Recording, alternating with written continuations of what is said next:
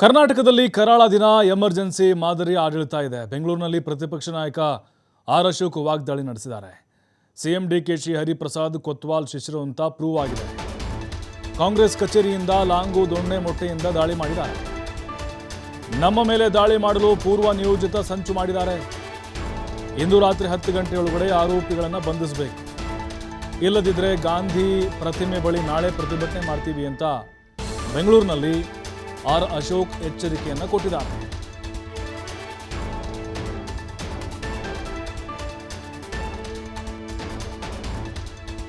ಮೊಟ್ಟೆಯಲ್ಲಿ ತಲೆಗೆಲ್ಲ ಹೊಡೆದಿದ್ದಾರೆ. ಅಂದರೆ ಗೂಂಡಾಗಿರಿ, ರೌಡಿಸಮ್. ಈ ಕೊತ್ವಾಲನ ಗ್ಯಾಂಗ್ ಏನಿದೆ, ಈ ಕೊತ್ವಾಲನ ಸರ್ಕಾರ ಏನಿದೆ, ಎಲ್ಲ ಹೊಡೆದಿದ್ದಾರೆ. ರಾತ್ರಿ 10 ಗಂಟೆವರೆಗೂ ಸಮಯ ಕೊಟ್ಟಿದ್ದೀರಿ.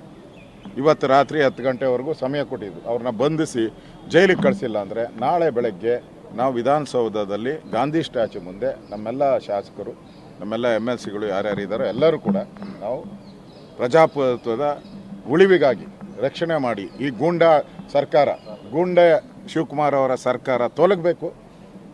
ಅಲ್ಲಿವರೆಗೂ ಈ ಸರ್ಕಾರದ ವಿರುದ್ಧ ಹೋರಾಟವನ್ನು ಮಾಡ್ತೀರಿ. ಈಗ ಅವರೆಲ್ಲ ಕೊತ್ವಾಲ್ ಗ್ಯಾಂಗ್ ಅಲ್ಲ ಹಿಂದೆ.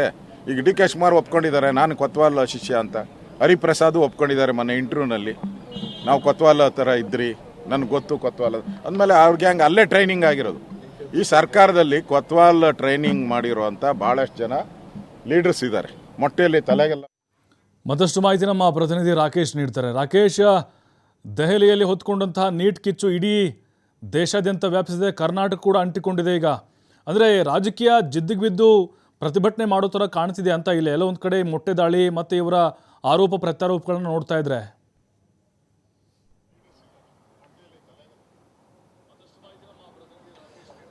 ಪ್ರಭು, ಅಂದರೆ ಈಗ ನಡೀತಿರುವಂತಹ ಪ್ರತಿಭಟನೆ ಸ್ವರೂಪ ರಾಜ್ಯದಲ್ಲಿ ರಾಜಕೀಯ ಲೇಪಿತವಾಗಿ ಕಾಣಿಸ್ಕೊಳ್ತಾ ಇದೆ.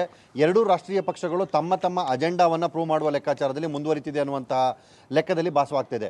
ಒಂದು ಕಡೆ ಕಾಂಗ್ರೆಸ್ಸಿಗರು ಪ್ರಧಾನಿ ಮೋದಿಯವರ ವಿರುದ್ಧ ಹೋರಾಟವನ್ನು ಮಾಡಿ ವಿದ್ಯಾರ್ಥಿಗಳ ಪರ ನಾವಿದ್ದೇವೆ ಅನ್ನುವಂಥ ಮಾತನ್ನು ಹೇಳಿದರೆ, BJPಯವರು ನಮ್ಮ ಸರ್ಕಾರದ ವಿರುದ್ಧ ಕಾಂಗ್ರೆಸ್ ಆರೋಪವನ್ನು ಮಾಡ್ತಾ ಇದೆ. ತಾನು ಮಾಡಿದ ತಪ್ಪನ್ನು ಮುಚ್ಚಿಕೊಳ್ಳೋದಕ್ಕೆ, ತನ್ನ ಕಾಲದಲ್ಲಾದಂಥ ಶಿಕ್ಷಣದ ಲೋಪದೋಷಗಳನ್ನು ಅವುಗಳಿಂದ ತಪ್ಪಿಸಿಕೊಳ್ಳೋದಕ್ಕೆ ಈಗ BJPಯ ಮೇಲೆ ಬೆರಳು ತೋರ್ತಿದೆ ಅನ್ನುವಂಥ ಆರೋಪವನ್ನು ಮಾಡಿದೆ. ಹೀಗಾಗಿ ಎರಡೂ ಪಕ್ಷಗಳು, ಅದರ ಕಾರ್ಯಕರ್ತರುಗಳು ಇವತ್ತು ಪ್ರತಿಭಟನೆಯನ್ನು, ಪರವಿರೋಧದ ಪ್ರತಿಭಟನೆಗಳನ್ನು ಮಾಡಿಕೊಂಡಿದ್ದಾರೆ. BJP ಕಾರ್ಯಕರ್ತರು ಕಾಂಗ್ರೆಸ್ ಕಚೇರಿಯ ಮುಂದೆ ಪ್ರತಿಭಟನೆಯನ್ನು ಮಾಡಿದರೆ, ಕಾಂಗ್ರೆಸ್ನವರು BJPಯ ಮುಂದೆ ಪ್ರತಿಭಟನೆಯನ್ನು ಮಾಡಲಿಕ್ಕೆ ಹೊರಟಿದ್ರು. ಈ ಸಂದರ್ಭದಲ್ಲಿ ಪೊಲೀಸರು ಮಧ್ಯಪ್ರವೇಶ ಮಾಡಿ ಅವರನ್ನು ತಡೆ ಹಿಡಿದು ವಶಕ್ಕೆ ಪಡೆದಂಥ ಘಟನೆಗಳು ಇವತ್ತು ದಾಖಲಾಗಿದ್ವು. ಅದರಲ್ಲಿ ಗಮನ ಸೆಳೆಯುವಂಥದ್ದು ಇವತ್ತು ಕಾಂಗ್ರೆಸ್ಸಿನ ಕಚೇರಿ ಮುಂದೆ ನಡೆದಂಥ BJPಯವರ ಪ್ರತಿಭಟನೆ. ಈ ಪ್ರತಿಭಟನೆ ಸಂದರ್ಭದಲ್ಲಿ ಕಾಂಗ್ರೆಸ್ಸಿನ ಕಾರ್ಯಕರ್ತರು BJP ಶಾಸಕರವರ ಮೇಲೆ ಮೊಟ್ಟೆಯನ್ನು ಎಸೆದು ಅವರಿಗೆ ಹಲ್ಲೆಯನ್ನು ಮಾಡಿದಂತಹ ಪ್ರಕರಣ ಕೂಡ ದಾಖಲಾಯಿತು. ಇದಕ್ಕೆ ಸಂಬಂಧಪಟ್ಟ ಹಾಗೆ ಪೊಲೀಸರು ಓರ್ವರನ್ನು ವಶಕ್ಕೆ ಪಡೆದುಕೊಂಡಿದ್ದಾರೆ. ಉಳಿದಂತೆ ಇದಕ್ಕೆ ಸಂಬಂಧಪಟ್ಟ ಹಾಗೆ ಮತ್ತೆ BJPಯ ನಾಯಕರುಗಳು ಕೂಡ ಕಾಂಗ್ರೆಸ್ಸಿಗೆ ಎಚ್ಚರಿಕೆಯನ್ನು ಕೊಟ್ಟಿದ್ದಾರೆ. CM ಹಾಗೆ ಕಾಂಗ್ರೆಸ್ ಪಕ್ಷಕ್ಕೆ ಈ ವಿಚಾರವಾಗಿ ಮನವಿಯನ್ನು ಮಾಡಿಕೊಂಡಿರುವಂತಹ BJP ನಾಯಕರು ರಾತ್ರಿ 10 ಗಂಟೆಯ ಒಳಗಾಗಿ ಸಂಬಂಧಪಟ್ಟಂಥ ಘಟನೆಗೆ ಕಾರಣಕರ್ತರಾದವರೆಲ್ಲರನ್ನೂ ಕೂಡ ಬಂಧಿಸಬೇಕು, ಇಲ್ಲದಿದ್ದರೆ ನಾಳೆ ನಾವು ವಿಧಾನಸೌಧದ ಆವರಣದಲ್ಲಿ ನಮ್ಮ ಪಕ್ಷದ ಎಲ್ಲ ಸದಸ್ಯರುಗಳ ಜೊತೆ ಕುಳಿತು ಪ್ರತಿಭಟನೆಯನ್ನು ಮಾಡ್ತೇವೆ ಅನ್ನುವಂಥ ಮಾತನ್ನು ಹೇಳ್ಕೊಂಡಿದ್ದಾರೆ. ಇದಕ್ಕೆ ಪ್ರತಿಯಾಗಿ ಕಾಂಗ್ರೆಸ್ನ ಅಧ್ಯಕ್ಷರಾದಂಥ BK ಹರಿಪ್ರಸಾದ್ ಅವರು ಮತ್ತೊಂದು ಹೇಳಿಕೆಯನ್ನು ಕೊಟ್ಟಿದ್ದಾರೆ.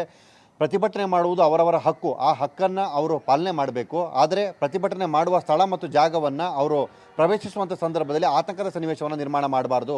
BJPಯವರು ಇವತ್ತು ಪ್ರತಿಭಟನೆ ಮಾಡಲಿಕ್ಕೆ ಬಂದ ಸಂದರ್ಭದಲ್ಲಿ ನಮ್ಮ ಪಕ್ಷದ ಕಚೇರಿಯ ಒಳಗೆ, ಅಂದರೆ ವ್ಯಾಪ್ತಿಯ ಒಳಗಡೆ ಬಂದು ಅನುಮಾನಾಸ್ಪದವಾಗಿ ನಡೆದುಕೊಂಡರು. ಈ ಸಂದರ್ಭದಲ್ಲಿ ಕಾಂಗ್ರೆಸ್ಸಿನ ಕಾರ್ಯಕರ್ತರು ಅವರನ್ನು ತಡೆಯುವಂಥ ಪ್ರಯತ್ನ ಮಾಡಿದರು.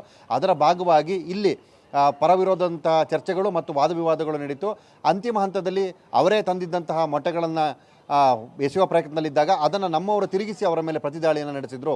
ಇದು ಆತ್ಮರಕ್ಷಣೆಗೋಸ್ಕರ ತೆಗೆದುಕೊಂಡಂತಹ ನಿಲುವು ಅನ್ನುವಂಥದ್ದನ್ನು ಹೇಳ್ಕೊಂಡಿದ್ದಾರೆ. ಹಾಗೆ ಕಾಂಗ್ರೆಸ್ ಪಕ್ಷದ ಕಚೇರಿಯನ್ನು ನಮ್ಮ ಕಾರ್ಯಕರ್ತರು ಪವಿತ್ರವಾದ ಸ್ಥಾನ ಅಂತ ಭಾವಿಸ್ತಾರೆ. ಇಂಥ ಜಾಗದಲ್ಲಿ ಗಲಾಟೆ, ಹೊಡೆದಾಟಗಳಾಗಲಿ ಅಥವಾ ಅಹಿತಕರ ಘಟನೆ ನಡೆಯೋದಕ್ಕೆ ಅವರು ಕೂಡ ಬಯಸೋದಿಲ್ಲ.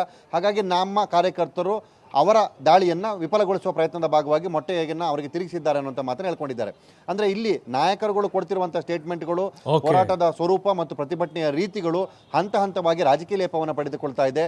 ಆಯಾಯ ಪಕ್ಷಗಳು ಅವರವರ ನಿಲುವು ಮತ್ತು ಅಜೆಂಡಾಗಳಿಗೆ ಬ್ಯಾಕಪ್ ಆಗಿ ಈ ಹೋರಾಟಗಳನ್ನು ಮಾಡ್ತಾ ಇದೆಯೇನೋ ಅನ್ನುವಂಥ ಮಾತು ಸಾರ್ವಜನಿಕ ವಲಯದಲ್ಲಿ ಕೇಳಿಬರ್ತಾ ಇದೆ.